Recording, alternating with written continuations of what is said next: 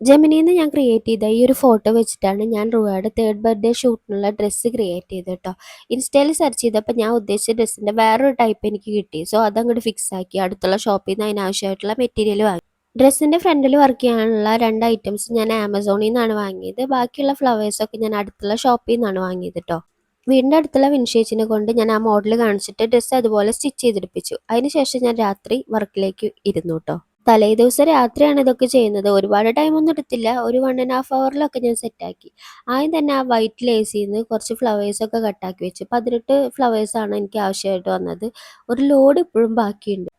ഈ ബീഡ്സൊക്കെ കട്ട് ചെയ്തിട്ട് ഞാൻ തുന്നി പിടിപ്പിക്കുകയാണ് ചെയ്തത്. ഫാനൊക്കെ ഇട്ട് കഴിഞ്ഞാൽ അത് പറന്നു പോകുന്നതുകൊണ്ടും കൈ നന്നായി വിയർക്കുന്നതുകൊണ്ടും ഈ പരിപാടി എനിക്ക് നല്ല ടാസ്ക്കായിരുന്നു കേട്ടോ. ഇതൊക്കെ തുന്നി പിടിപ്പിക്കുമ്പോഴേക്കും എൻ്റെ കൈ വിയർത്തിട്ട് ഈ വൈറ്റ് ഫ്ലവറൊക്കെ ക്രീം കളർ ആവുമെന്നായിരുന്നു എൻ്റെ ഒരു പേടി. ഞാനതെല്ലാം തുന്നി പിടിപ്പിച്ചതിന് ശേഷം അടുത്തായിട്ട് ബീഡ്സ് പിടിപ്പിക്കലായിരുന്നു എൻ്റെ പരിപാടി കേട്ടോ.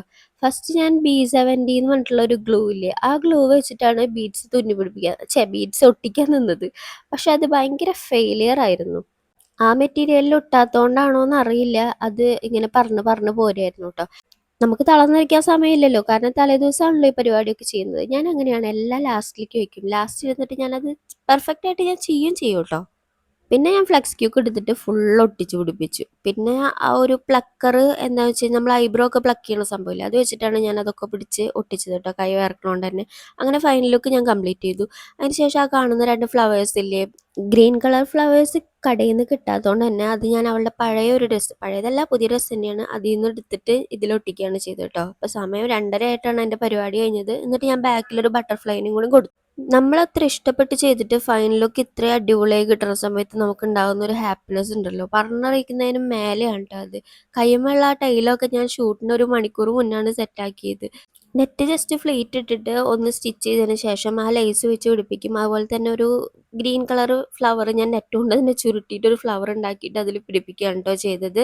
ഈ ഗ്രീൻ കളർ ഡ്രസ്സ് ആ ഫോറസ്റ്റ് തീമിലേക്ക് ഭയങ്കര രസമായിരുന്നു. കാരണം ആ ഒരു ഡാർക്ക് ഗ്രീനിലേക്ക് ഈ ഒരു ലൈറ്റ് ഗ്രീൻ വന്നപ്പോൾ നല്ല പെർഫെക്റ്റ് ആയിട്ടുള്ള ഫോട്ടോസ് തന്നെ എനിക്ക് എടുക്കാൻ പറ്റി കേട്ടോ.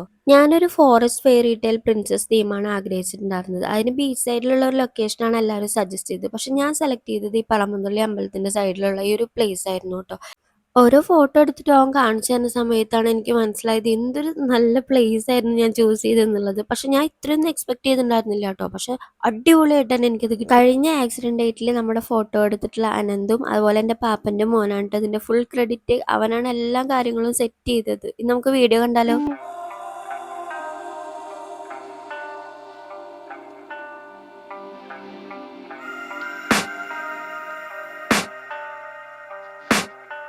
I can hear the demons call when they do what they do.